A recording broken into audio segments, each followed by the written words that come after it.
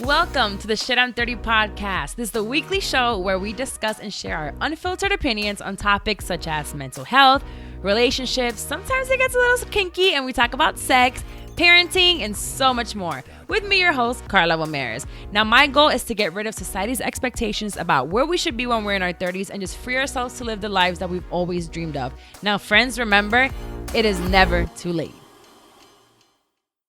Hey, I feel like I haven't talked to you guys in forever in real time. We've had some great guests from when I was traveling. Shout out and special thank you to Nicola. She was a psychic medium we had last week. That was a great episode. I had awesome feedback from you guys.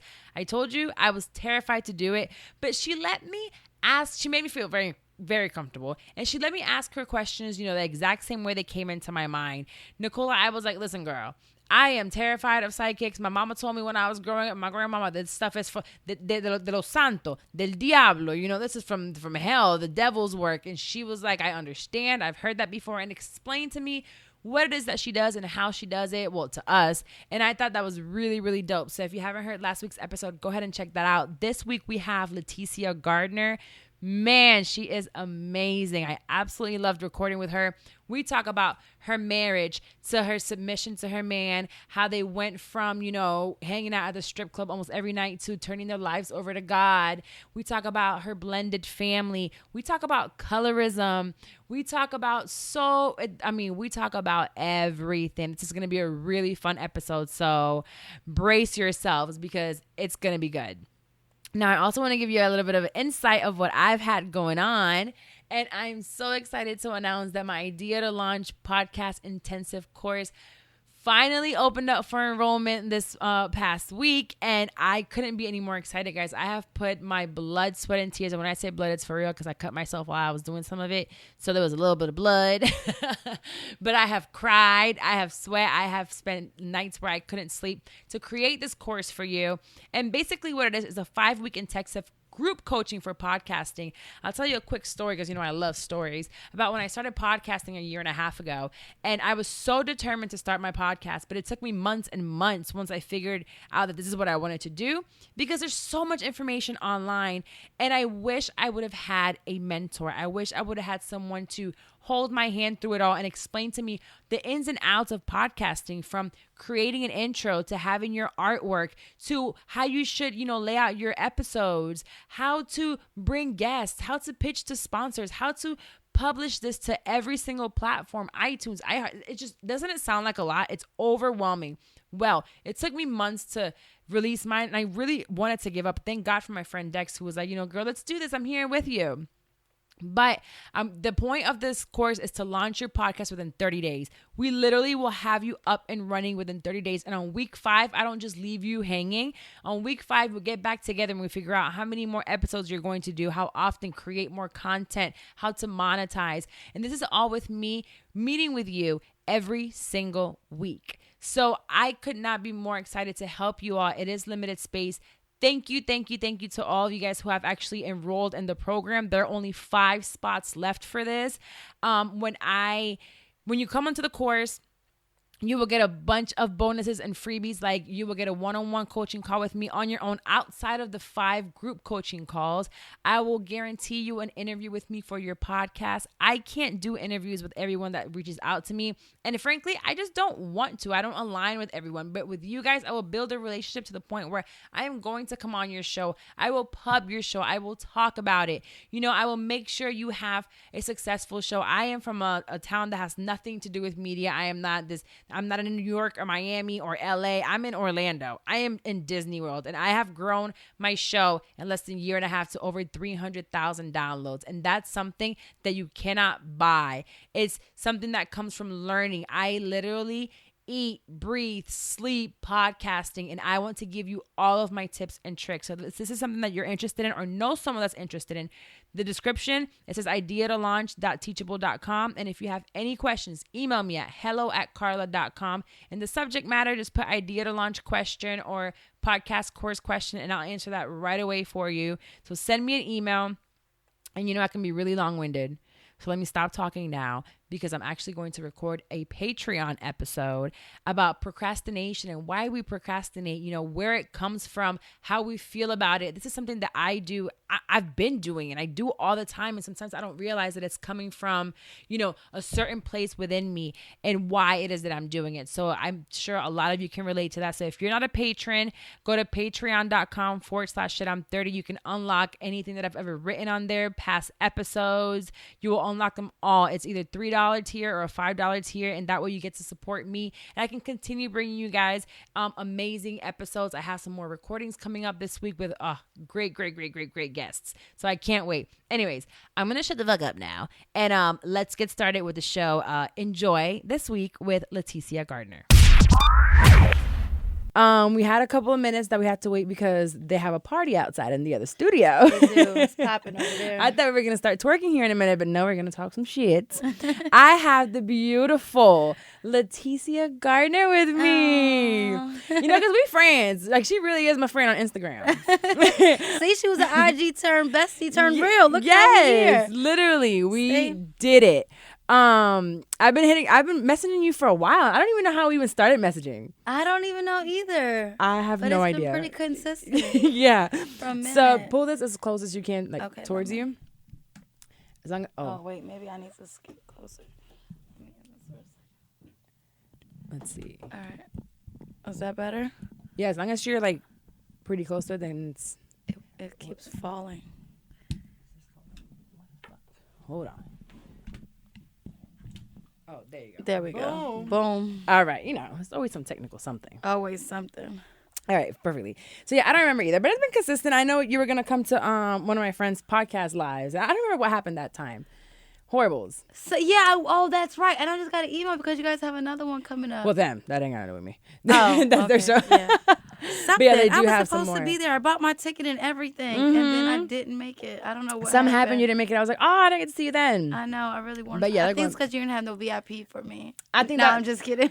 You tried. I tried, but girl, their fans, their whore hive is intense. I can imagine. Their stuff sells out like that. Plus, they have Patreon, so those 1,000 people get first dibs on all the nice. Yeah. Okay, gotcha. So it's pretty cool for them.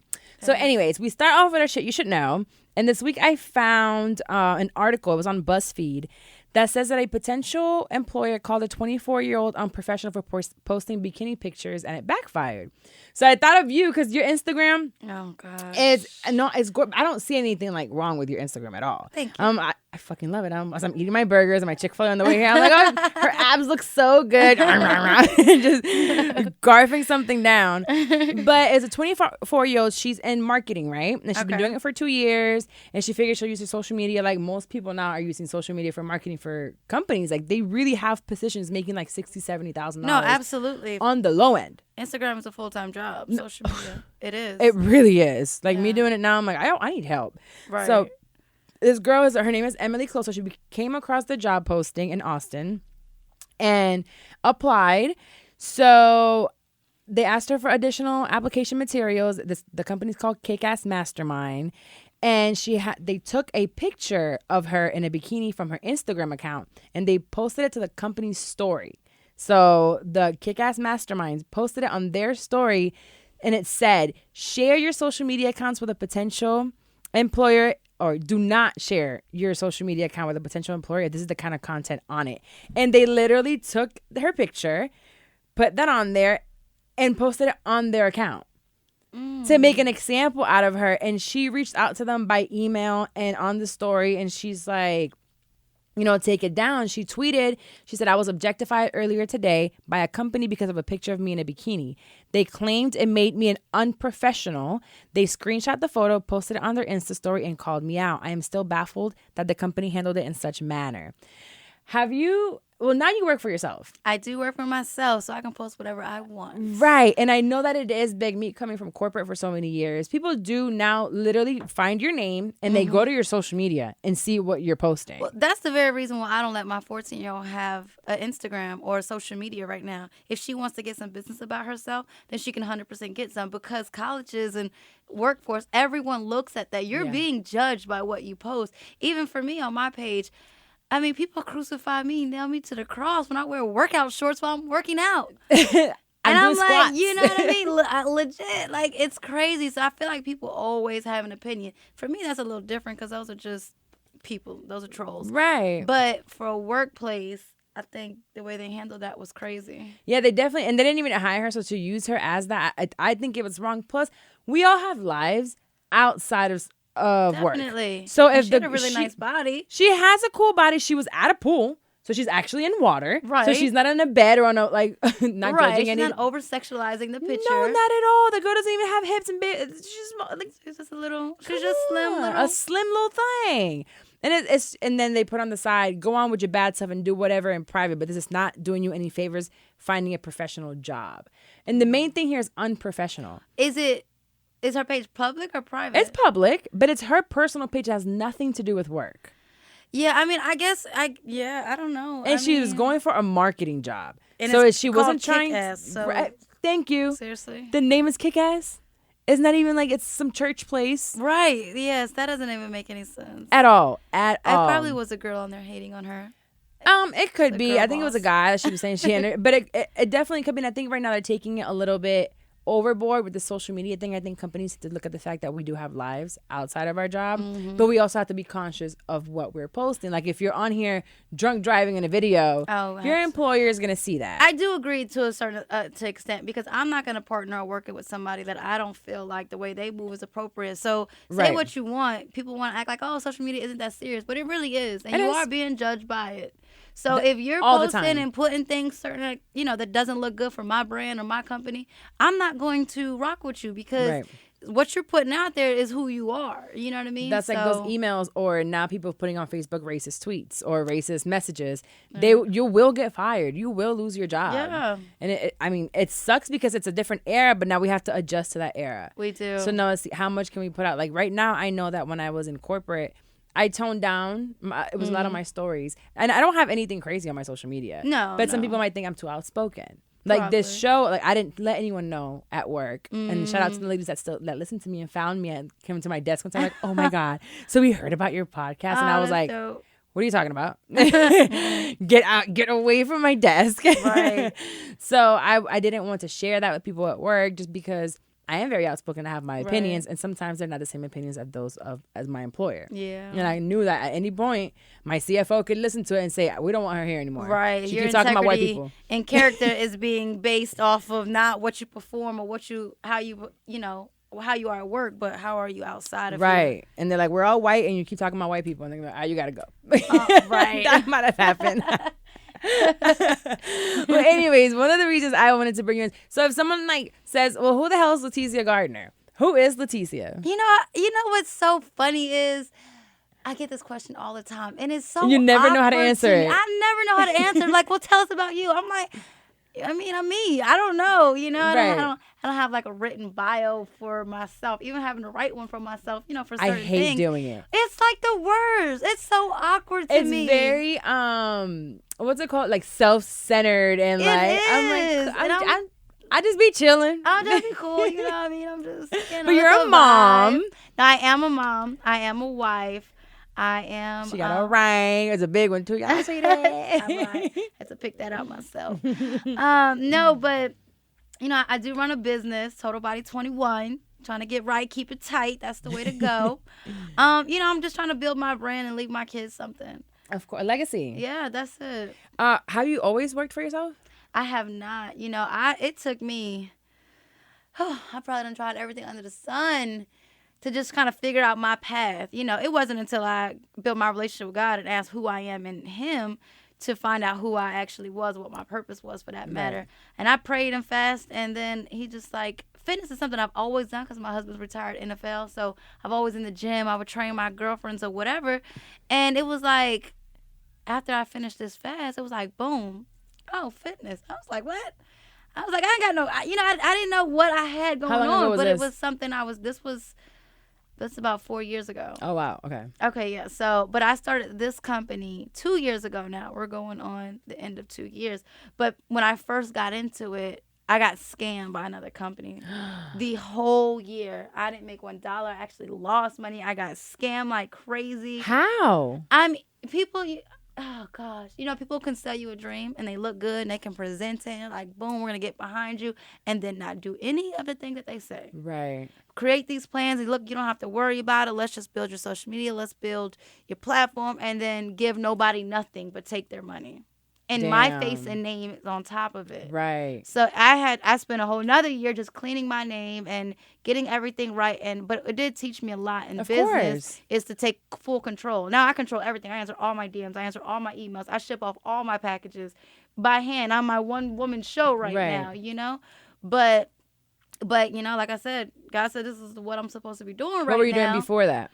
Girls, probably everything under the sun. I was a bartender when I first met my husband. Then when we got married, he was like, "Nah, you're not gonna be in these clubs no more." And I was like, "You're like, the money is good. It's so good. It's so easy. I Trust do like me. 2 or 3 nights a week. Sometimes I miss it. Listen, it's a quick little cash on deck.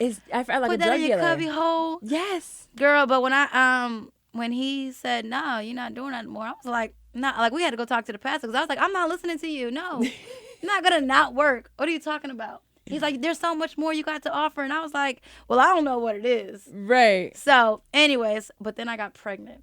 Oh, I got pregnant. This was right after we got married. So I got pregnant. So naturally, yeah, you're going to have to sit down because now you can't be in the club over here bartending. Well. So in that case, but then I was going through a whole identity thing. Like I said, I prayed and I fasted, and I was like, okay, I'm going to go back to school. Because I didn't go to college. Okay. I had my daughter at 19. So, I was 18. Yeah, I didn't, I was just trying to survive at that point. So I never went to college. I said, I'm going to go for it. So I put myself in college, and I was always good at arguing and debating, and I really liked law. So I was like, I watched Law and Order all the time. I said, I'm going to go study law. I'm going to be a lawyer. I got this, which is crazy. So I actually got into school, and I did really good while I was there. I ended up getting a job at the firm that I wanted to work at. Nice. But then I realized that this whole 9-to-5 life, I'm not for it. I'm not built for it. That's a different anointing. I don't have it. It is, especially coming from the club. Listen, I can't. And then having kids, I'm so used to being able to I'm gone while you're asleep, so I never miss a beat with them. Right. You know what I'm saying? So now I'm like, I'm gone. I'm in traffic on the way there. I'm there all day. They complain when you want to leave early. It's a problem. Do you have PTO? Listen. Yeah, I can't. It was a lot. Mm-mm. Yeah, no, working a 9-to-5 for me, and I went from the club straight into accounting. Ooh. And it was, I remember my first job, and I was so excited about it. It was $16 an hour. Okay. In 2015, so 2014, 15. Yeah. I thought it was great. Right. And then a week goes by, and my check was I think 7 something, 8, and I said, "Oh." So I worked a lot. I'm tired. Listen. This is 2 weeks, I think, worth of, maybe 9. I don't know how, 7, between 7 and 9. And I said, 2 weeks worth of work for this? I could have made this in 3 days. Quick. If not less. Right. And it's just, 4 hours of work? That's it. Whoa. It was a hard change, but I knew that there is no future for me. Absolutely. In the club. So I had to figure out, you're just going to have to scale back on a lot of things. For real. And that budgeting becomes real life. The scaling back, I had to use my accounting for myself on how to bring it back. So one of the things that I wanted to talk to you about, because you're big in your fitness, and I won't even touch on that because I'm not going to stop eating Chick-fil-A or drinking. So my baby gonna have to take me with my fluff, okay? Unless we go on a vacation, I will starve for 2 weeks. I look good as hell, and then go right back. That's it. I saw you post about it as well, and it went kind of viral. But I wanted to talk about it because I have friends that don't view it very differently than I do. And it was what Fianc brought up about submission. Mm-hmm. And I grew up in the church. Mm-hmm. So you didn't grow up in the church? I didn't. So you just... I went to church as a kid, but it wasn't taught in the household really what God says about how we're supposed to be. It was more like you just went to church on Sunday because you went to church on Sunday. Right. And then afterwards you come out and they drank and chilling afterwards. And there was nothing godly about the walk. It was just you're supposed, you just go to church on Sundays. We'll have the cookouts, whatever, and then, we go to church on Sundays. That's it. That's how it works. I wasn't taught that, Makes sense. So you are with your husband, and you're you guys are the cutest on Instagram. And I'm like, oh, marriage goals, but everything that happens, what we see out is a highlight reel, as I call on Instagram. Mm-hmm. But what are your thoughts on this whole being submissive to your husband? Yeah, see, I think people they make it a power struggle, and it's not a power struggle. It's not that I have to listen to everything he says or he has the last word. Absolutely not. Anybody that knows me knows that does not go down like that ever. You know, he leads where he is strong at, and I lead where I'm strong at. We are partners in all things. Make sure it's like running for you. We are partners in all things, but I do believe in submitting to my husband and being what God has desired me to be as a wife. I'm not saying this submission thing is not for boyfriend and girlfriends. This is not for people who are shacked up. This is a whole nother level. I think that's one thing that was very misconstrued now that it became a big thing again through social media, because I've always heard it. Again, I grew up in the church, so I knew it was like be submissive to your husband. And growing up, I'm gonna admit, I'd be like, fuck these niggas. They ain't gonna tell me what to do. Like me, Carla, I do what the fuck I want to do, you know? Right. But as growing up and getting older and actually reading, I kind of understood where it came from. But it has to be with the right person. Well, understand something, another thing that comes with submission. I'm not submitting to a man of this world. I'm submitting to a man of God, one who is submitted to God so that, you know, everything is in order. If I'm not following a man leading me to destruction just because I'm his wife, absolutely not. He must be submitted to God. He must be following that order for me to submit to him. So what about people that aren't in the church? Well, I wouldn't. I don't know how relationships work when they're unequally yoked. I know it happens every day. I just know I would kill my husband if it wasn't for that. And he loves the Chichi who knows Jesus, not the one beforehand. Because when he steps out, you know, one thing we learned in the church and in our marriage groups is when your house is out of order, it's on the man. You know what I mean? Because as women, we feed off of what we're being fed. Yes. So if you're giving me the BS, that's what you're going to get back times 10. And we know how to do the BS every real single good. time. And we're going to hold it out. We're going to stretch it out much longer than they can. So he has to learn how to lead me in a way that I'm going to receive it. Okay. Because I'm not the girl that he can just pull along. I think I had that with my last 6-year relationship. I remember saying, I need you to lead me. He's like, well, I'm going to give you whatever you give me. And I'm like, Like the guy on Fantasia said, 2 heads is a headbutt. Right. It don't work and like I that. loved his analogy of I'm the head, but she's the neck. Right. And without the neck, you don't move. You can't move. Period. There's nothing to do. And I still think the finances was another thing that I saw big on Twitter. And they're like, well, she's the breadwinner. Why is she submitting her finances to him? It's not about submitting but people make it about money, which is one of the biggest reasons there's divorce, right? Because greed and money is like people's whole world. Personally, no, it doesn't matter who makes more money. That has nothing to do with submission. Submission is you submitting is following God's order. That's it. It don't matter who makes more money. God still made men different. But I think they and talked he about made women finances because she was saying she follows his lead, like he leads in finances, and I think that's where it all came. We still don't know. I tried to do my FBI digging for this man. I don't know what the fuck this man do. I don't know what he does. I don't know what he is. I never even looked him up. No, we tried. I don't even follow either one of them, but I saw that either. post and I loved it. But with the post, we all went investigating. Right. So we had, got time for that to see like, okay, where is it coming from? So we don't know what he does. So we can't say he's broke or that he's rich. Yeah, nobody knows what he's doing. I guess, and even if she's making the money or making more money than him, she's been down this road before. And I think what people don't understand is she's been up and down. And she's making the money now. And I'm sure she's had men with money. And she's had men that didn't have money while she was already Fantasia. And there was something missing, even with the dudes with money. So if this man now has been, I think, 5 years that they were married, he's giving her something. Right. And it definitely has nothing to do with finances. And she's okay with making more money if that's the case that we don't know. I think there's a difference between a man being hard times and falling on hard times, because you got to understand and know there's never gonna always be a up. Sometimes my husband's gonna have it, sometimes he's not. Sometimes I'm gonna be really good, sometimes I'm not. But you got to be able to have each other's back regardless. That's why you have to take this finance thing out of it. Oh, he makes more money than me, or so I'm not submitting. That was I had like 50 comments, people going back and forth because I make the more money if he ain't paying my bills and he ain't doing this. And it's like, girl, you just trying to survive. When it's all them shiny things, that's pretty for a second, but you know how many girls are sticking with men for money, for the bag, but are being dogged out, that are extremely lonely? I just talked about this with another episode I was on the other day. And the analogy, I think it was Future who put it out, idiot. He was like, do you rather be crying in a, I don't know, Ferrari than a Toyota or whatever? And I said to them, and I read this, like, why not cry at all? Right. I'd rather be happy. And it's like, I don't Right. think people understand what happiness means without money. And I me coming from my upbringing, I can say 100% certainty that money does not make you happy. No, and if at you're not all. happy with yourself, money actually will bring you even further down. It's like a depressant. Yeah, it Money will. literally is like a depressant, and when you're not happy with yourself already, the bills are paid, but it doesn't buy And happiness. that part is nice. It is nice. Yeah, the bill, but even with the But bills paid, now the no. bills are paid. You don't have time to worry about going to a 9 to 5, so you have time to sit and soak on these Right. unhappy Listen, thoughts. I'd rather live in a shack with a man that I know got me than be in a mansion with a man who's never around. Right. So submitting to you? You're saying submitting to the will of, for you, is the church. So what is it Yeah, that? it's biblical. So he doesn't tell you what to do. Oh, heck no. I mean, I'm the kind of woman, and I even posted this one time. I'm the kind of woman, I like a man who doesn't let me just do whatever I want to do, Right. but understands I'm going to do whatever I want to do. Just don't tell me what to do.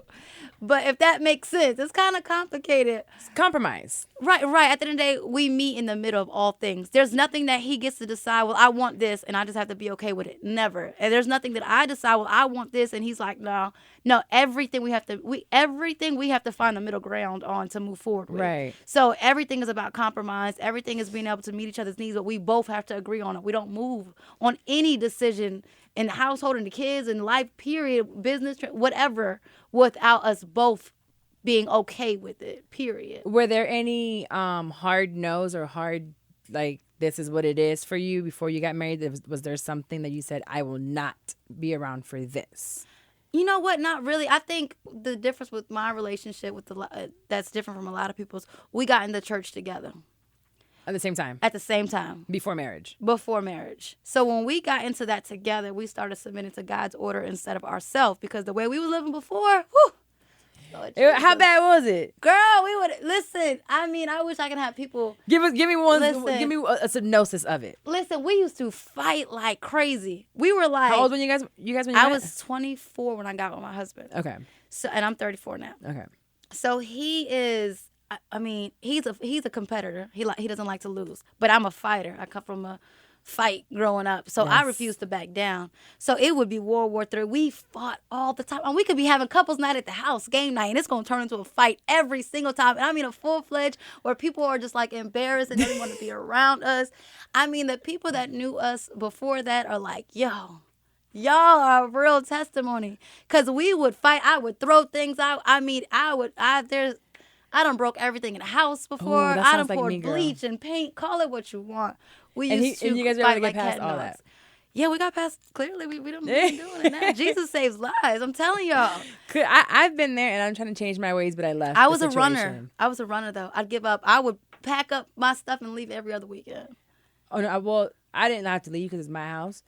So, and I never, in the 6 years of my last one, it was, and It was even our with my marriage- house. Oh no, mine was mine. And he always had his own. So it was like, bye. Oh, okay. Let Yeah, the door no. close. We left both our places and got one together. Oh no, I wasn't gonna do that. And I had so much pride. Oh, Lord. Get up and leave. Where would you go? To a hotel. Oh, I would straight pack up my baby and go to a hotel. I would leave. And then when we got married, I still was dealing with a lot of things. So it's not like these things just go away. Right. So I would pack up my stuff and go to the guest room. How long have you been married now? 5 years now. Okay. So, Yeah. Oh yeah, because your baby, the youngest one is how old? 4. So that baby was born in you guest room. Let's go. Well, she would be in her room. Well, But I would still do that. The first year we were married was the roughest. And then and got pregnant immediately. because the signing of that paper doesn't change a damn thing. No, and getting a new house and getting a new last name has nothing to do with it if you haven't dealt with the wounds or the resentment or unforgiveness that you had. And I had a lot of that. And you dealt with it with what, counseling? Yeah, we went to marriage counseling. We've been marriage counseling and counseling since we've been together. And you still go? Well, we haven't been this year, but absolutely Okay. we went last year.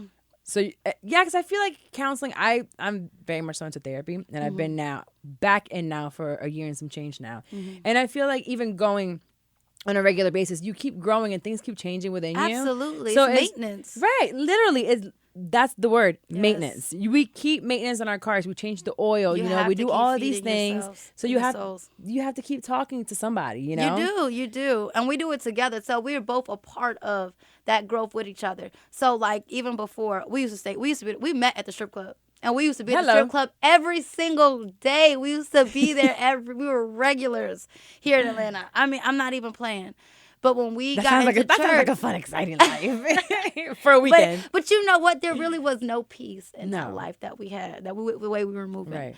But we would be there. We'd hang all day. One thing about it, we've always had schedules where we were stuck like glue. We were always together. You never saw one without the other. We just didn't know how to be together. But we'd be in a strip club every day. But when we got into church, he decided, I'm not going to the strip clubs anymore. Okay. And I followed his lead on it. I thought it was a dope thing. It wasn't nothing I had to make him do. And so there wasn't a whole lot, I feel like, that we had to change. But it did change who we were around and where we hung out, for that matter. Yeah. Having a baby changed that, too, of course. Now, your 14-year-old, it was something I wanted to talk to you about because it's something that I'm dealing with. Mm-hmm. I think I saw you do a post, like your 14-year-old, you had her before you met him. Right. So how does that work? So blended family. Yes, blended, because mine is a teenager now, and I'm dating again. So although I was in a 6-year relationship, and I didn't find that it meshed with my daughter. It's like, yeah, they were cool, and she loved him, and he loved her, but there wasn't that relationship because her dad comes around a week in a month, now. So how do you deal with that? And what is it that you say, like, this is the one to be there for her? Well, honestly, when I first started dating him, she was 4 at the time, so she was the age of my little one now. But I was crazy about him. Like, it was like nothing I've ever experienced. So first night I met him, I told him I had a kid. And within a couple of weeks, it was like, after 2 weeks, it was, I love you. That came. 2 weeks? Girl, 2 weeks. He was like, I love you, and I was like, I love you, and we were crazy about each other. So at that point, I didn't believe in hiding or keeping her away. At this point, we got to figure out how this is going to work because I can't really move forward with you if this isn't a whole vibe. You told him you had a kid and he came around her within 2 weeks. Okay, so a month. It was about a month. When he met her? He met her, yeah. Okay.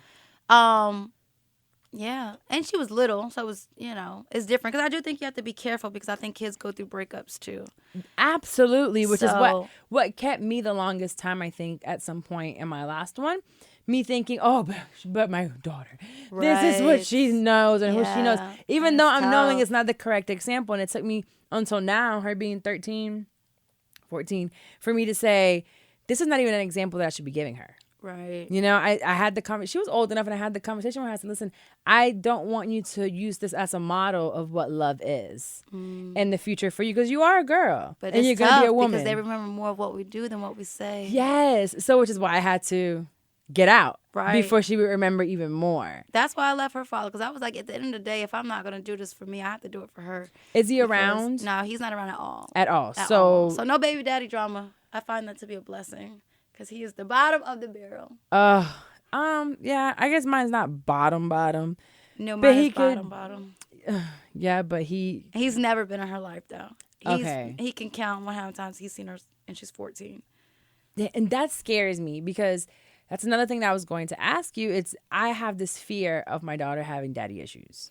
Well, I mean, I don't even think it's daddy issues that I think we have.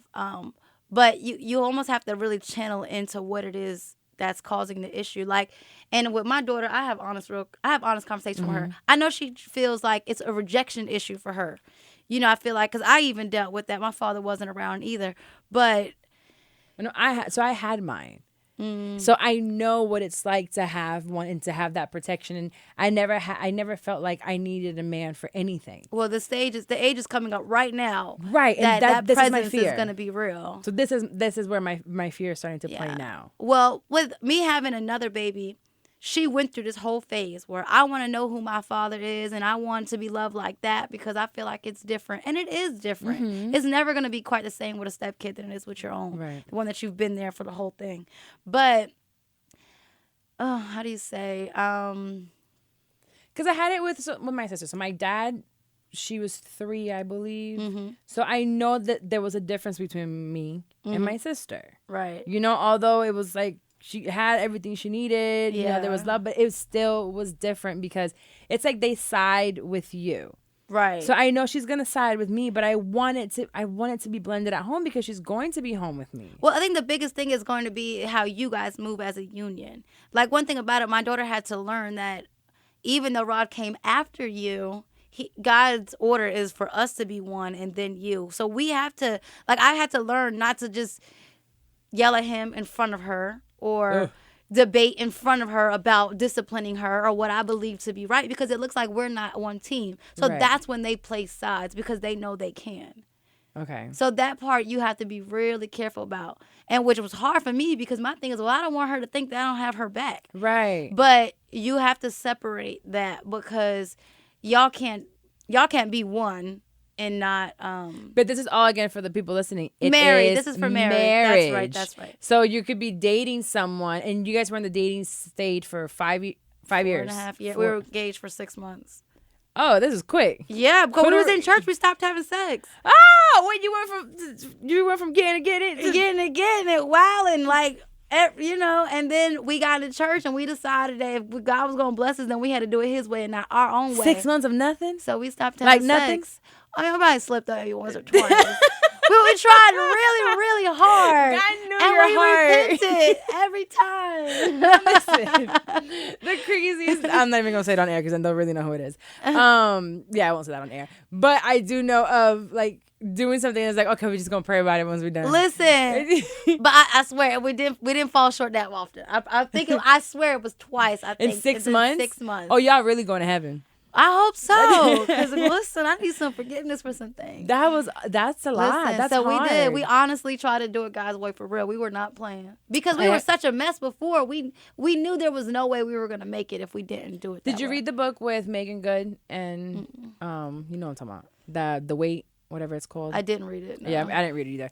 But let's see if you read it. But I do believe in it because I've talked about it on here before also, and I've said how during my last relationship is actually when I knew that it was time to go, I said we have to stop having sex. And it was a 3 month period. I think sex clouds your judgment of what you have going on because it creates soul ties that people aren't your soulmate. Right. And you're having fights, and after the fight it's like, well, let's just fuck. And then now you're clouded again, and completely. You feel good for a little while, and that fight never gets resolved, and you don't know why you're fighting or how to fix it. So once those 3 months of not having sex period showed me this is not where I need to be, because the conversation, we don't really have much in common, actually, now that I think about it. Like, we've grown apart. Who I was when we first started is not who I am now. So those first 3 months helped me say, I'm pretty sure this is not where I'm supposed to be. But that was the same thing with my husband. When I say we had lust in the beginning, we didn't have love. We didn't get love until later. But we were so crazy about each other. We couldn't keep our hands off of each other. We were like that when we stopped and we had to really figure out how to be together, I was like, I don't even like you as a person. Like, we're not even friends. We learned to be friends later. That was the first thing I said. I said, we're not friends. And when we just broke up now, I was like, the first thing I was like, are we going to still be friends? And then I took a step back and I said, but we were never friends. Yeah, we weren't friends. We don't have a friendship. Later. We literally fuck. That's and take vacations and we have fun. But if we take the relationship out of it and the sex out of it, it's just an empty vessel. There's nothing there. Yeah. So that, at least for me, that's how I figured out that I had to let it go. Yeah. And then like the new situation, it feels very, very much so different. I don't know if that'll be forever. How long is this new person? It's new. We were friends for a year, but now it's been 4 months. Okay. Has he met your daughter? Yeah. Is there a vibe? Oh my gosh, the best vibe ever. It's so good. Everything's easy at 4 months, though. I know. Right. So I know now. But you said you were friends for a year first. Yeah. So that's a good start. That's a great start. Because now that I know that it'll keep the respect there. Very even much when so. the butterflies go crazy, away. but it's we laugh about it because the way that I speak and the way that I am, it takes a very specific person to be able to handle me. I can understand that. Because when I speak, and I say it all the time as well, I sound like I'm angry. Oh, and aggressive? I'm too aggressive. I get or it's that. like, oh, you want to fight? No, I'm just talking. Or it's like, watch your tone. I thought I was telling you that I love you. But let me say this. There's a book, and I did read this. It's called Respect and Love. And is it red and white? It is. Did you read that? Yes, I have it on Audible. It's amazing. It has stories. Men crave respect the way we crave love. Yes. So I had to learn that. I thought I was just the best wife and the best woman ever. Like, Me you should be happy. too. I'm everything. What do you mean? But I had to realize that my tone and the way I would talk at him, yes, it wasn't, he found it disrespectful. Mm-hmm. So it was hard for him to really connect with me. I'm going to tell you guys the name of that book right now. It is, I have it here in my library. Wait, I have so many books. It's disgusting. I think I got it right here too. Here it is. Love and Respect. Dr. Emerson. Yep. Dr. Emerson Eggridge. So love and respect, the love she most desires, the respect he desperately needs. If you're in a even if you're not in a relationship, right, you can definitely be single. Get this book. So actually, I'm gonna if you want to add the Audible version, which is great because it uses different voices. I know I always tell you guys audibletrial.com/shit I'm30, and you can get this book free right now, literally. Oh, nice. Oh yeah, so. If you want some of your people to use it, like I have a partnership with Audible, and they get a free membership for 30 days. They get the book for free, but they can cancel whenever beforehand, and the book stays theirs. Oh, nice. Right. So they can definitely do that. It's a great book. And these are things you want to learn while you're single. Because I had to do a lot of learning and growing while I was in a relationship. Yes. He did too, so we end up, fighting. But let me tell you something. 99% of the people will not be able to walk that. Right. It's too much. It's a lot. I had a lot of insecurities. I had a lot of wounds and trust issues and the whole nine. So I was not easy. And I'm from Jersey. And I curse a lot. I don't anymore. Thank you. You did really well. Thank you. But he used to be like, yo, girls don't curse. They're not supposed to curse. What? I was like, yo, who are you talking to? Who the fuck you talking about? What kind of girls do you talk to? But he's from the South and I'm from the North. Oh, so he has Southern bells. Yes, and he's the only child. And I come from a very big dysfunctional family. So we're different. That is very different. So coming together to be one is hard. So these books are amazing. They've helped me grow a lot. And that book is, I love it because it has real life stories. So he's a therapist. Right. So he's telling us stories of these couples and how they receive it. And there's been times when I'm like, I went through that. I think one of them was like fighting over a remote, something stupid, like over an object, and seeing how disrespected the men felt. And the woman was like, "There's no love. I don't care." It's strong. And they're literally telling each other the same thing. I was having. They don't hear each other. No, it was an argument with my guy the other day. But we're both telling each other, I believe the same thing. But I just remember crying, and I'm like, "You're not hearing me." He's like, "You're not hearing me."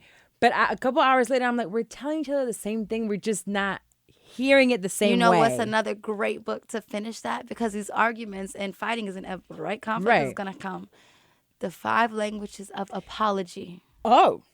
Okay, that book is life-changing. 5 Languages of Apology. Because we receive apologies different. That's what I had to learn. Some people can just say, I'm sorry, and that's all they need. They just have to hear those words. Some people, like myself, I need regret and remorse in your apology. I need you to tell me. Yes. Same way from the 5 love languages? I need you to tell me how sorry you are. I need there to be remorse in your voice. I damn near need you to cry. Right. I need to know that you are so sorry that you hurt me. So you got to show me some real regret for me to feel back connected to you. Yes. Because a lot of times you can say sorry and you guys can mellow back out, but it's still there. Your heart hasn't really healed yet. I think I'm definitely the same way. Yeah. So does he have you a test for this also? I don't know if there's a test. That's like the languages one, because have you done the 5 love languages? I've read the book, so I know it. Oh, so you know what your 5 are in the order. Yeah, so I did the test for the 5 love languages, and then I literally just bought this one with one of my credits from Audible. The 5, oh wait, this isn't Spanish. I bought the wrong one. Oh, oops. Oopsie. Time to get better with that anyway. Okay, I'm gonna get on that one because it's really hard for me for apologies. That one's gonna be life changing for you for relationships and just in all relationships. Right. Even with my daughter too. With your daughter, there's one love languages for teenagers as well. Oh, you know my love language is this fist. Oh, listen, and my kids are different. Their love languages. Yeah. Like Layla's is straight physical touch. The baby. But she just wants it from me. Oh. She just wants me to hold her. She wants to cuddle with me all the time. She wants to hold my hand like this. Aww. She's so magical. How was it having a new one? Well, your oldest was 10. Right. So by the time mine's 14 now, and I'm starting to kind of feel. So I'm 32, and the doctor just had to talk with me about age, and I was like, "What the fuck are you talking about?" I don't want no more, but I can say this time around, I really got to enjoy motherhood. I didn't, because the first time around, I was so young. I was completely on my own. I didn't have family or anyone to help. His family, nobody. He wasn't even there. I was completely on my own. And I had to work. I went back to work after 2 weeks of having her. Oh, so, my gosh. I mean, I wasn't even healed yet. Right. But it was just me and her. So I had to figure it out. I had to, like, create this whole mom club to get other people to just help babysit and stuff like that because I didn't have that system. But, so it was really tough. It was just different. So this time around, different. I got to be home. I had a partner. I didn't go to my appointments alone. I had someone hold my hand during labor and, love this child just as much as I did. Which the first time around, it was just extremely lonely. Yeah, for me, I was just young, and I don't think I got to enjoy it as much as I wanted to. I did marry her dad when she was 1, so we were together for 7 years. Okay. So I wasn't alone per se. He turned into a shitbag after when we separated, and he's like decided to go do his own life because we were young. Right. But I had to be, full-time mom all the time, take care of her myself. But I had a lot of family support. But when I think about it now, I'm like, I want that different type of love, like that I'm grown now, so we have our space. We're not depending on anyone. Yeah. But do I want to start over with diapers again? Oh Lord, it's real. Because when I see your Layla on Instagram, I'm like, well, she's getting big now, but she's still a baby. She's still a baby, and she desires a lot of attention. Yikes. It definitely was like completely starting over. But let me tell you, having an older kid in the house is like. It's like having in-house babysitters, and they're big help. So my daughter keeps telling me, she's like, I'm not helping you if you have another kid. She just says that. Her dad just had one 6 months ago, and she's head over heels over that little girl. And guess what? If she has one in the house, she'll be head over heels over yours. But now she comes and she's like, don't you dare. Yes, don't you dare even think. She is rude. Like when she tells me about it. Not too long, she was like, so are you staying on birth control? Mind your business in your own vagina. How about that? Like, this is not a conversation I'm going to have with you. But she did ask me. And she's like, well, you switched to birth control. You better make sure it works. Oh, Lord. And she's so adamant, but I don't know why. I think that as she watches your belly grow, when she goes through it, she'll naturally just be an amazing big sister. It grows every week, actually.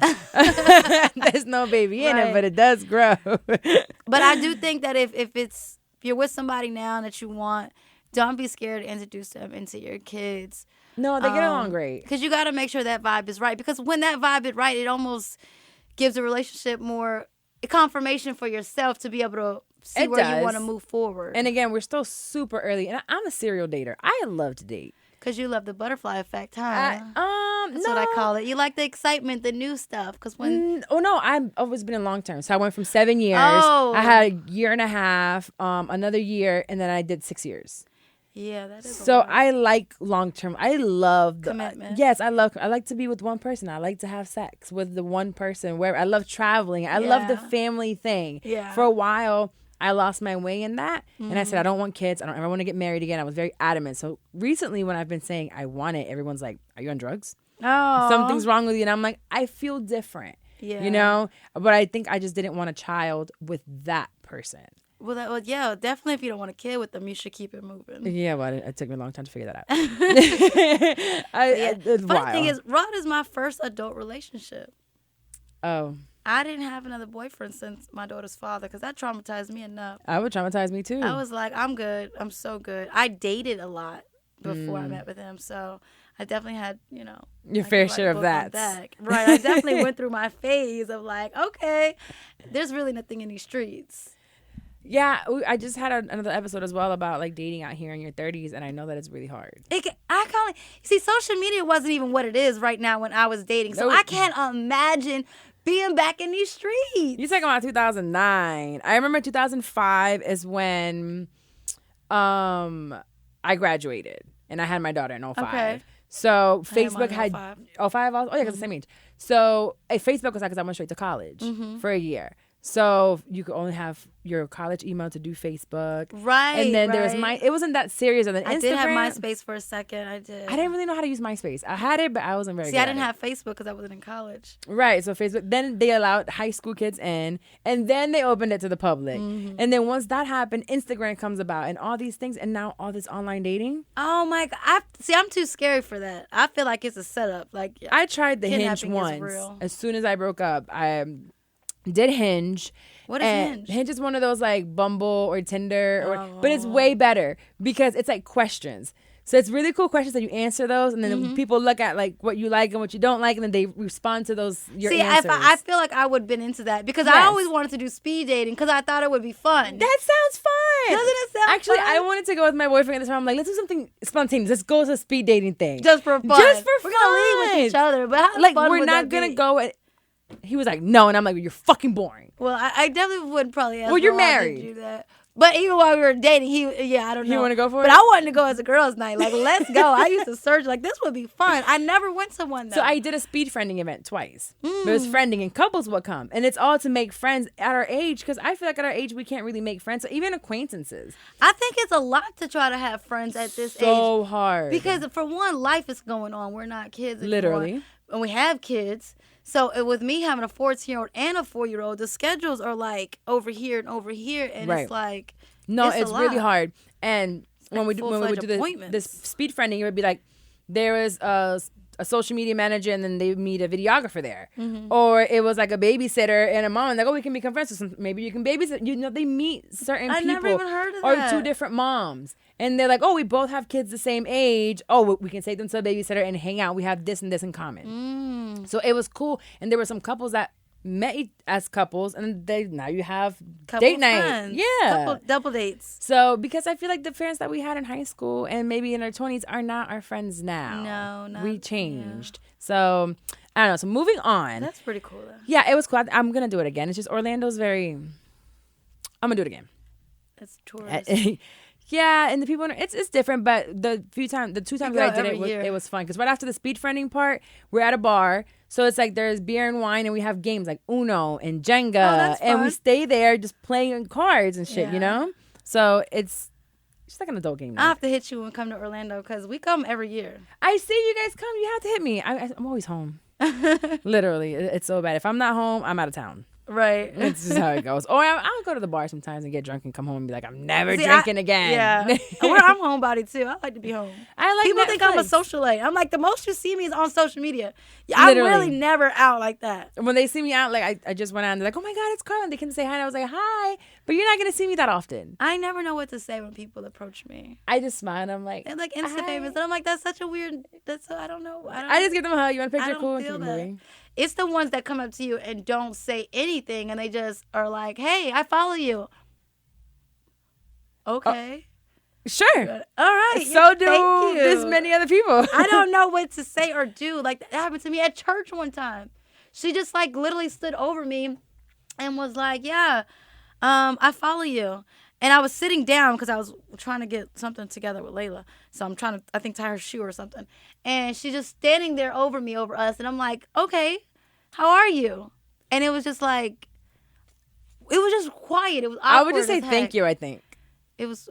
I know, because my name is... If you come up to me, please say something, because I don't know what to say. Yeah, just say hi. How are you? Like, just be cool. It's nice to meet you. I don't know. A lot of them will be like, I love the show. Well, that's and they'll a good start thing. from there. I'm like, oh, that's what I get. Like, I love the show. Before I would know, they would scream Carla Williams. I'm like, definitely from IG, because it's not Williams. But they say Will Maris, and they catch Williams right away. Oh, okay. So they'll be like, Carla Williams, and I'm like, I don't know who that is. But I know you only know me from Instagram. Right. If they call me Leticia, I know they only know me from Instagram. Because they'll scream that across the parking lot. Really? Because nobody calls you that. No one that knows me calls me that. Like at home. Yeah. Friends. Yeah. Gotcha. So we're going to give advice to this girl. I don't want to say her name, actually. Okay. It's because a lot. So it was a long letter. I even cut some things out of it, and it's still long. So, girl, I got you. I'm going to read it all. I'm going to give you our advice. She asked me recently that her fiance wanted to take a break, but I didn't know. She's like, can you give me advice? I'm like, well, I don't understand. I need more info, you know? So she gave me info, okay? Oh. Now we got info. So it says, it's a long one. Girl, I know. So my name is, not saying it, and I'm 25. I'll be 26 in November. I'm a graduate student working on my master's degree in history, and I also work at a top public university in my state. I asked you for advice and passed out right before the IG Live. Thank you for reaching out and asking me to share. My fiance and I are going to take a break after 3.5 years. We got engaged June 2018. We are supposed to be married October 31st, 2020. So let's start from the beginning. I met my fiance almost 4 years ago, and at first I was only supposed to be a one-night stand for her. This is when I found out that it's her, because we were bashing the guy on IG Live. Like, oh, gosh. Fuck him. These niggas. It's a whole full-fledged girl. We immediately fell in love, and what was only supposed to last one night has lasted years. We immediately fell in love, And what was only supposed to last the honeymoon phase of our relationship lasted for a year. It ended because I went through a deep depression after my mom died in 2017. She stuck by my side through it all, the anger, sadness, and drinking. I guess she got fed up and had enough because soon she started changing. I found out she had been in contact with her ex of 10 years, telling her she still cared about her. She had previously left her about 3 months before we got together. She couldn't see why I was upset about it. After months of being ignored, treated like I wasn't important, of her acting like she didn't care about my feelings, I stepped out. Yes, I regret doing it. I was in a major depressive phase, and I just wanted some piece of attention. With all the guilt from the affair, the guilt of grief from my mom's death, and with everything else I have been through, which is molested at 5, beaten and verbally abused by my little brothers from 5 to 9, raped by my older brother by 12 until 14, raped my freshman year of college at 18, a mentor violated me and used my mom's death as justification, heartbreaks, more deaths, etc. I tried to take my own life. I thought I was a burden, a disappointment, and my fiance wasn't helping. I was turned away at every turn when asking for help.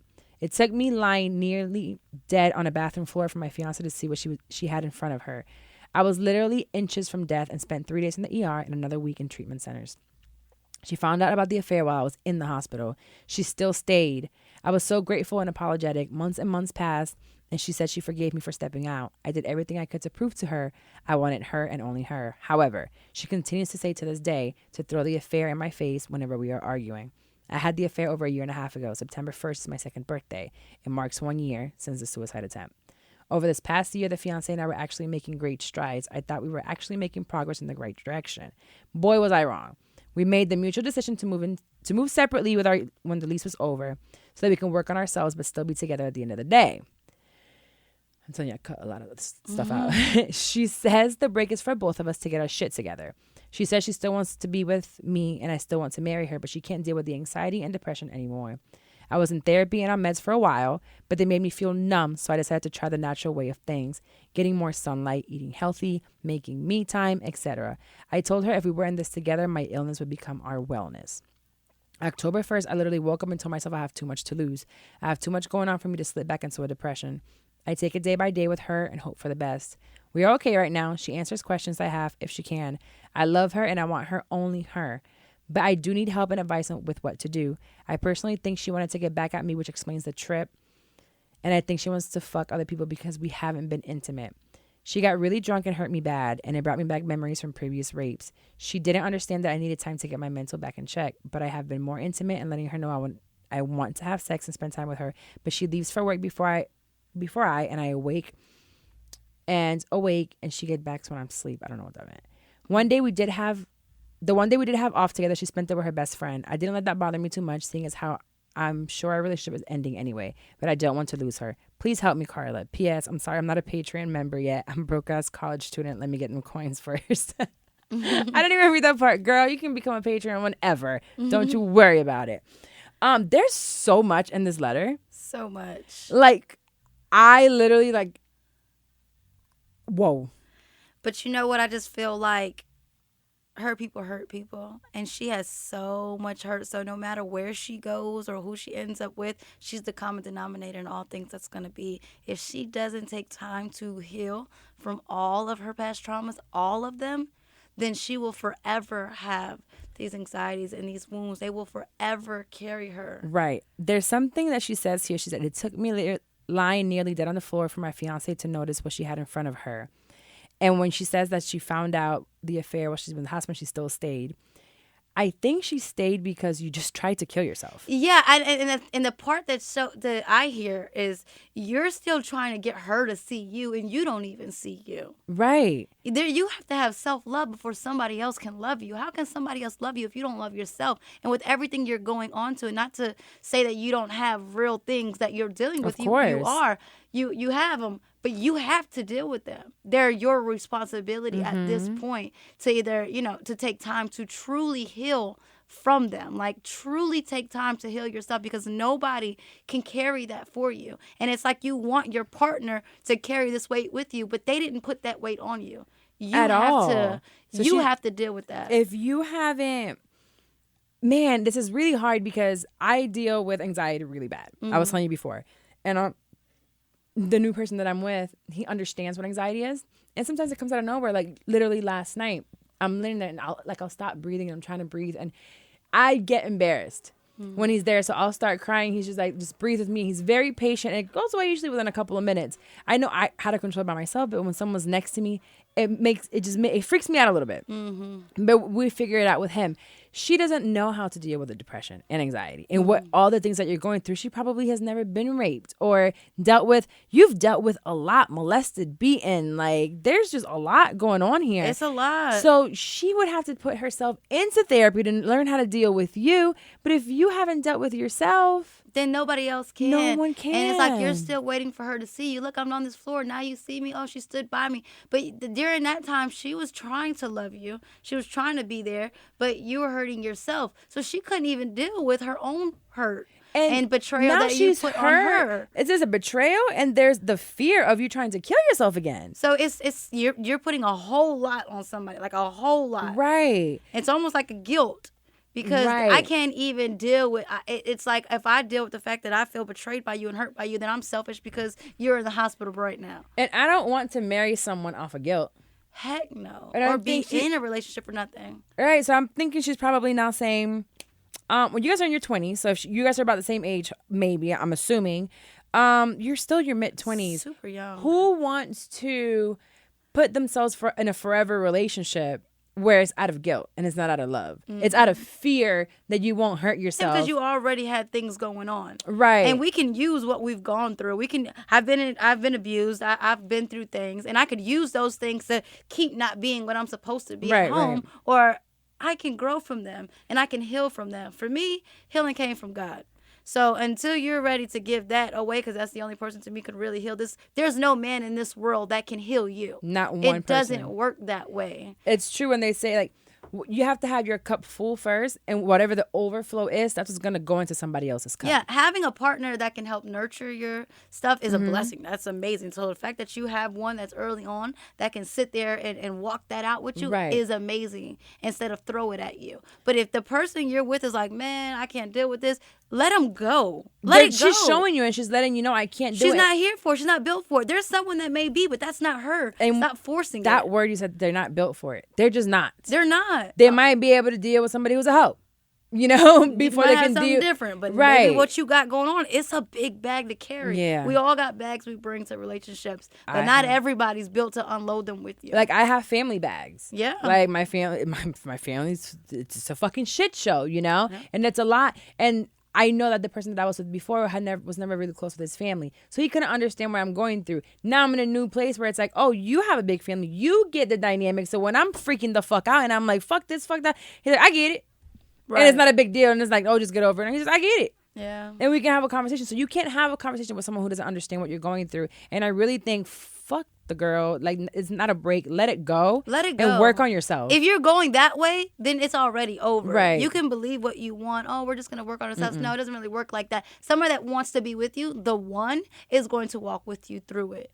110%. They're gonna be right there. If they're trying to say, let me go over here, then it's over. It is what it is. But I just, take time to heal yourself. Like, truly, truly, truly heal yourself. You know what I mean? Because you're still dealing with a lot. And that's maybe why you're with a woman instead of a man, because you've been hurt so much by men and you no longer trust men. And that is something for you to have to deal with as well. It's a lot. It's a whole lot, because to me, it's just like, hurt by him, because it doesn't sound like those abuses or any of them were women. So that can play a part on how you're moving and where you feel safe at. Yeah, with sexuality, I really, even growing up in the church, I don't know. I can't say what it is. I know there's parts of the Bible that says that, it's supposed to be between a man and a woman. All of it says that. it definitely says that. But I try not to even, because then it says don't judge. I ain't judging. I'm not judging. You do that whatever is God's you want. job. That's not my job. I'm like, you do what you want and whatever makes you feel right. And if you decide to go to the church, go to the church. There's some other people that are just like, I'm gonna live right and do good to others. If that's how it works for you, that's how. Because I did. Yeah. I'm not judging nobody, but the word does definitely say spread what the word says. And a lot of people take what God says about something and they take it offense, or they make it because the front of the world is the enemy of God. So naturally, anybody of the world, when you say something to God, they feel judged and they're bothered, or whatever the case may be. I'm going to stand by what God says regardless, because I'm trying to get into heaven. Y'all can have hell. It's a real place. But it's not to offend or to judge anybody, period. Right. But you know, yeah, with that one, it just you'll see where it's going. Like I separated, like I said, from the church, but not my beliefs, because the church hurt me. Right. You know, and I felt judged. And there's a thing. I know I have to find the right church, but being born into the church and with families that are pastors and all these things, you see the back end and you see the judgment. And the thing about it is people don't understand that it's your relationship with God. It's your personal relationship. It's not man. It's not the pastor. It's not what he's doing or what she's doing. It's your personal relationship with God, and that's it. You know what I mean? So it's tough. The word says what it is. The word doesn't change. People change. Right. And people, take advantage of it, or what's it called? They manipulate it, or, they do their thing, because people are evil, unfortunately. They really are. Like, even within the church. So just because I was scorned by it, but I know that I have to find just one that's like-minded for me, because I was in a very Spanish church, and I didn't grow up. I grew up here. I grew up in a Catholic Spanish church. Yeah, so it's a different upbringing for me. I don't remember a single word. So my boyfriend his father's a pastor, so he prays every night, every morning. He's very spiritual, and he's like, "Do you know?" I can't remember what prayer was. And I was like, "I don't."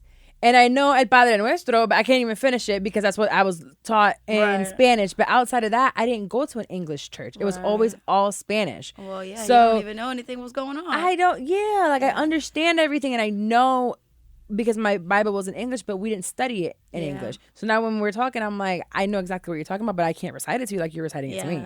Like, it's a relationship that you have to seek for yourself. Right. It can't be what it was based off, because a lot of people are what their family is because that's all they know. Right. But I seek things for myself to find out. I studied all kinds of religions to try to find mine. And to me, I don't believe in different denominations. I just believe in love in Christ, and that's it. I do believe. There are different denominations. Yeah, because there's a lot of them. But to me, the Bible doesn't talk about everyone's baptism. This one was. And no, listen, you love people into the kingdom of God. There's no judgment. There's no past. I mean, we all sin differently.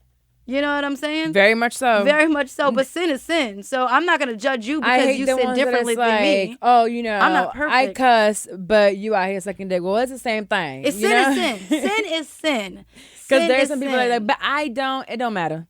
That's why you shouldn't judge, because it's always going to come right back to you. So I live my life, worry about myself. And keep it that way, Yeah, you just love on people. God walk with everybody. Love to love everyone. I don't judge nobody because they do something different than me. Absolutely not. Love I can choose not to be around you. Yeah, and I can choose to say, you know what? You live that way. It's completely fine. I don't believe in that. I'm not going to teach my kids that that's what it is. Correct. You know what I'm saying? But there's no love lost as you as a human being. I value human life.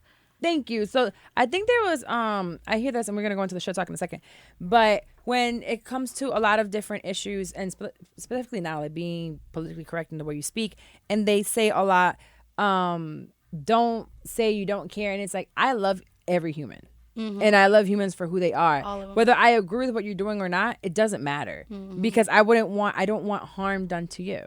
Right. Just, I love all humans. Right, I care. I spread it's sad. love. Things that are going on. So we're going to go into my shit talk. And that's the last segment we got going on. I don't even know what to say. I know. I'm actually going to do it quick because I do have a lot to say. And I put out a tweet. Let's see.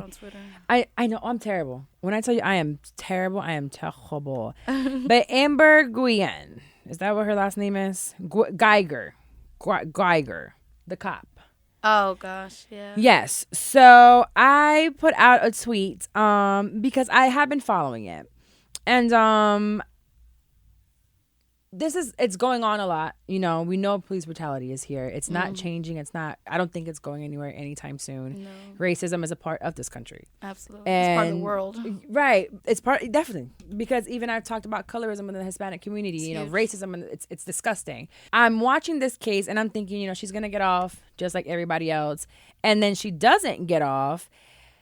I mean, she doesn't get off. She gets the 10 years. I saw she was found guilty, and then the sentencing comes, and I'm ready for the sentencing. I'm like, man, I'm not sure what's going to happen here. But I'm watching the sentencing trial live. And I remember I was getting a sandwich, and when I heard the brother speak, it kind of it didn't seem real. I said, am I watching like a Law and Order case, like made up? It can't be real right now. And I understand forgiveness. But I tweeted and I said, because she walked into his house.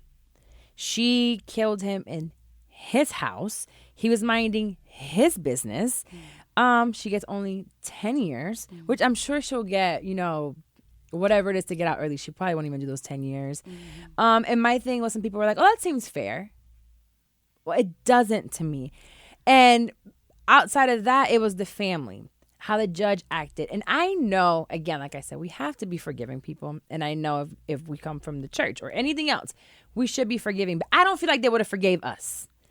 If that would have been a brown person sitting out on the other side, it would have been a life sentence and nobody would have forgiven that person. They would have pinned them as a criminal, as a drug dealer. They would have brought friends in that said, well, they got a friend of a friend that sells drugs, so they must have been a crackhead. They would have put this narrative on us just because of the color of our skin. And here we are like, yes, massa, I forgive you. Oh, don't say that. That's how I see it. You can forgive them. Like the word says, you got to forgive to be forgiven. So that part I think took a lot to be able to forgive somebody. But and I don't believe that it was justice was. I don't think 10 years make a sense. I think bullshit. And unfortunately, yes, we are judged by the color of our skin in this world. And yes, black and brown people do not get treated the same as white. White privilege is a real thing. And the fact that what was he, like 17? A boy killed a dog cop. The cop's dog. Canine. And got, what, 45 years? 45 something years. Ridiculous. A kid. And she killed a whole human being. In his house. But for him being a black man, that's 10 years is enough. We'll let you go. You know what I mean? Who cares about that life? And unfortunately, it's like you want to take it as almost a victory and justice because, well, finally somebody at least got convicted. And honestly, when I think about it, I think the only reason she got convicted is because it's a she. If it would have been a white man, I don't think he would have gotten convicted. Yeah, but it being a woman, it's like, we'll down it some more. Yeah, let's just go ahead and make an example out of her. So y'all niggers can shut the fuck up already, okay? No. Let me give you something here real quick. Dangle this white woman who people are like, oh, but she's a cop in jail. They're going to treat her like a fucking princess. They're going to treat her like a princess in jail. And I just feel like that. I've never seen a judge hug a murder convicted person. And no, I've never seen a judge hug anyone. I didn't get that part, and I didn't get the other cop fixing her hair. I didn't get either one. The son I thought was honorable and in a biblical standpoint, like, wow, you know what, to be able to say I can release that because I'm releasing you for myself. But the sentencing, the judge and the other police, he even said, I don't think you deserve jail time. I actually didn't hear the whole thing. I don't watch a lot of that stuff because it messes with my spirit, my energy. And it really will. So much. It's just so much hate out here. It is. And I probably, and I know this is part of the triggers of my anxiety, but I can't stop. It's like an addiction. I might not do drugs, but this is my drug. Well, you may have to guard your energy. I do. Maybe it's part of this, but listen, I can't do it because even working in that law firm, I dealt with a lot of civil rights cases. So my attorney, he was the one who did a lot of the shootings, like even the Charleston shooting, a lot of police brutality. He dealt with all of that. So I had to watch that stuff over and over and over and over. And it just... It just kills drains your whole soul, your joy, everything. It goes away. It makes it hard to walk in your purpose, biblically anyways, because you're just so consumed with hate. Yeah. Unfortunately, I do believe that under God, it's one race. We all bleed the same. I don't care what color you are. They crucify me online because I'm light skinned and my kids are brown or my husband is black. So they always like, you can't claim black love because she's not black enough. But these kids can't say black family because I'm light skinned, even though I produced them. That's the first thing they say. Oh, how are your kids so dark? They question if they're mine. They do that publicly. What? Yes, they do. They swear that they're his kids and I just came along. Oh, did you actually birth those? People will legit ask me, are those your kids? Yes. I'm not white. I'm black and Puerto Rican, which really just makes me black. But people So you are black. I'm not black enough. enough. And that's a light skin thing. And I that sucks that you go through because I go through it and I'm full Puerto Rican. See, I hate the whole colorism thing. Right. It's awful. And even my friends who are black and white, they're extremely light skinned. But you are black, and my daughter's black and Puerto Rican. And that's why my kids are brown skinned, because I'm black. Now, if I was like maybe white, then maybe the genes would have been different. Right. But it's like, so you can't. And I don't speak Spanish, but I look very Puerto Rican. Right. So I'm not all the Puerto Ricans or the Spanish folks are like, you a fake Puerto Rican. Right. And then the black folks are like, well, you're not black enough. because you're not brown. And then it's like, look, I'm just here. Pick a side. I don't have one. And you can't pick one. I'm just here. I say this all the time. I'm in this limbo of I'm not Spanish enough for the Spanish. I'm not black enough for the black. So where do I leave? I did my hair like that. And they crucified me online. Oh, look at that. You already want a black man. Now you got to try to take our black hair. I am black. They do this all the time. A black fitness page posted me and my husband, and the girl was like, why are y'all posting her on a black page? I get that all day long. So I hate the whole color thing. I get the world is full of it. We see it every day. We're reminded of it every day. But even with the color thing, you are black. Listen. Because I think your mom's Spanish, correct? My mother's Puerto Rican. Oh, but you said you don't know your dad. Yeah, I do know him, you don't have a but he's relationship not with in him? the picture, right? Oh, okay. Yeah, it's so dumb, and I feel like sometimes that's self-hatred from whoever it's coming from. Because I would never go to someone and be like, you're not Puerto Rican enough. Well, Evelyn, did you see Basketball Wives? So I just saw recently, she's like, she was offended. She was like, black, I've never gotten that. Did you see that? How did you feel about that? Wait, what did she say? Okay, so I saw an interview of her, and they were like, someone recently just told me, I think you want to be black. And she's like, I was offended because I consider myself an Afro-Latina. Because the other girl told her, oh, you just want to be black, because she was talking about Ocho. And he was Yes, I remember that part. Yeah, okay, yeah. Because she was like, oh, he wants a black woman. You're not black. You just want to be black. But then in the interview, she's like, I was offended because I've never gotten black. And I'm like, but you are.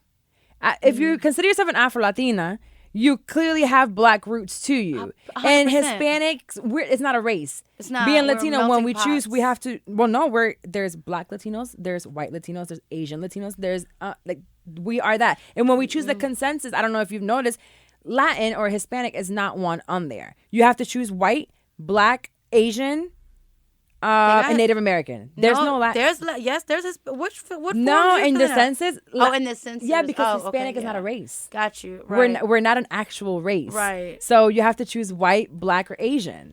And I have to choose on mine black. Yeah. Like, I am black. I'm just not African American. Right. And I just heard someone recently say black is an American thing. Black is not an American thing. African American is an American thing. Yeah. We have los negros, which is the blacks in Puerto Rico. We have the blacks in South America. We have the blacks everywhere. Where they're in Colombia. See, I tell my daughters Afro-Latinas because they are Latin women. Yes. But they are brown. You know what I mean? But but I feel like that was just another way to pull it up, because it's just like, no, they're always gonna have to say something. Always. Go get you a white man, and it's gonna be a problem too. It's gonna be a problem then too. So it doesn't matter what you do. It kills me and my husband. We actually just did a car chronicle about that, because for them it's like, because he's dark skinned, why can't you get a girl who looks like your mom? Well, my father's light skinned. I'm not interested in light skinned men. So me neither. Who cares? Like, I don't. No, it's. I feel like if there's some people out here that seek social validation. And if you're out here seeking that, you're going down, because no one's ever going to. You can't please everybody.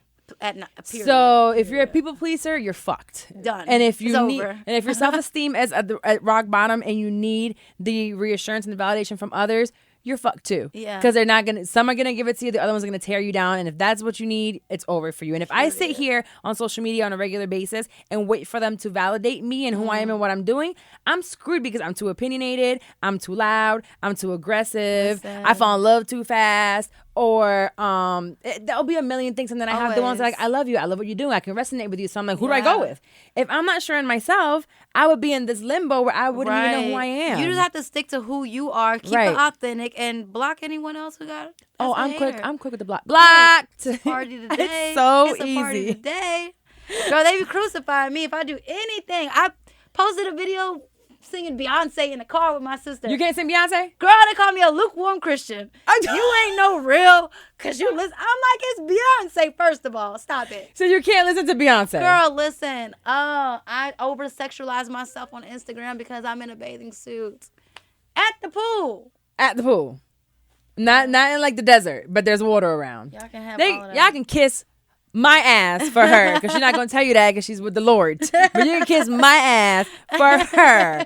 And you can kiss my ass if you have a problem with me. You don't have to listen. You don't have to watch. You don't have to follow. It's okay. Go home and watch somebody who doesn't listen to Beyonce. Completely optional. Like, I have no problem. And I tell people all the time, if you're following me and at any point my content is no longer, feeding your soul or making you feel like about yourself, unfollow.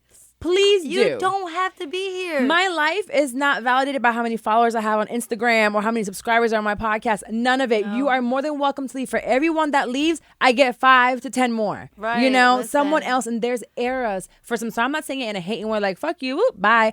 No, we change. We do. So as I'm evolving, I might not be that person for you anymore to follow. And that's okay. It's fine. No hard feelings. I unfollow people all the time. I'm like, you know what? Their content just isn't doing it for me anymore. I had to do that recently and I felt so bad.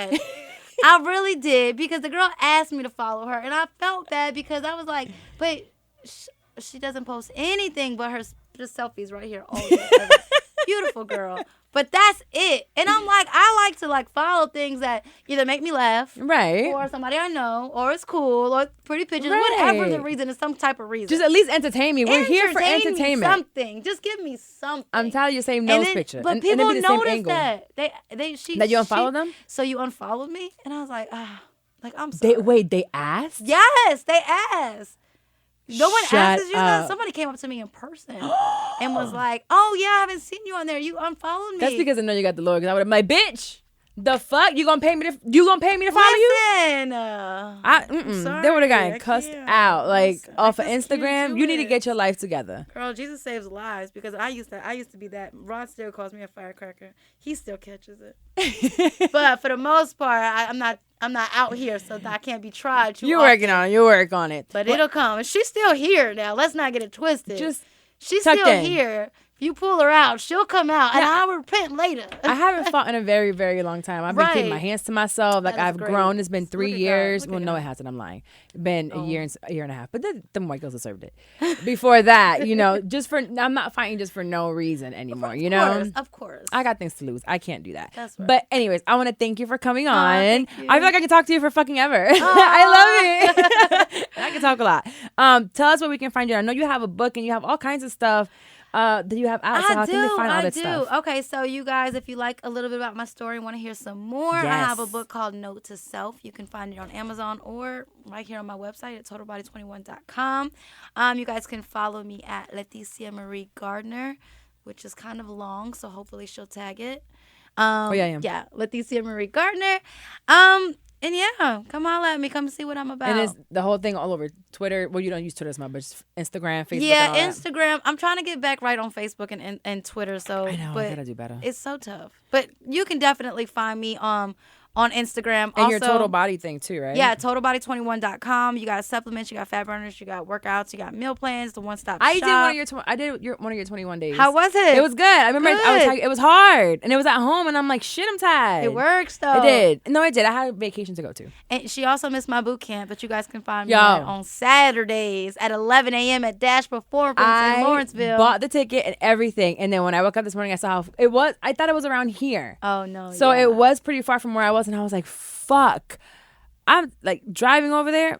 Yeah, that might have been tough for you. Yeah, I'm like, that I ain't gonna make it back to this damn studio. So I'm like, let me get ready for the session. You could have came to the house and chilled and then came. I know. I should have actually given away the ticket. I don't know why I didn't think of that. Oh, that's okay. It's okay. How often do you have them? Every month? Every Saturday at 11 Oh, every Saturday. Every Saturday. Well, shit. Well, I have to come back anyway because it's recording I wasn't able to do. So okay, cool. I'll come back. Yeah. Anyways, well, thank you so much for coming on. And you guys, I will see you next week.